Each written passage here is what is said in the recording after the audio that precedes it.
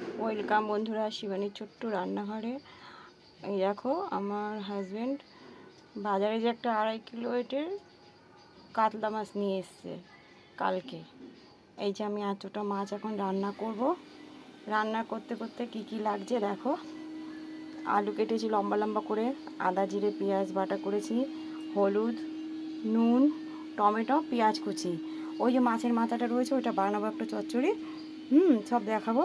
আর এই যে মাছগুলো, এই এই এই কটা জিনিস লাগবে আমার রান্না করতে।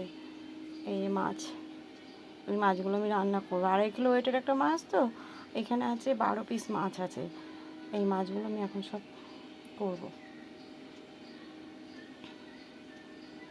দেখতে পাচ্ছ মাছগুলো? এগুলো এখন আমি সব করব। এই যে মাছের মাথাটা দিয়ে বানাবো চচ্চড়ি। আর এই যে এগুলো লাগছে আমার এখন করতে, মাছটা বানাতে এই লাগবে: পেঁয়াজ কুচি, টমেটো কুচি, নুন, হলুদ, আদা জিরে বাটা, আলু লম্বা লম্বা করে আলু। দেখতে পাচ্ছ? এগুলো এখন করব, করে এই মাছটা করে তোমাদের রান্না করে দেখাচ্ছি।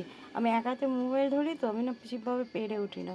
ভালো লাগলে একটা লাইক করো, কমেন্ট করে বেশি বেশি করে শেয়ার করে দাও নিত্য নতুন রান্না পাওয়ার জন্য।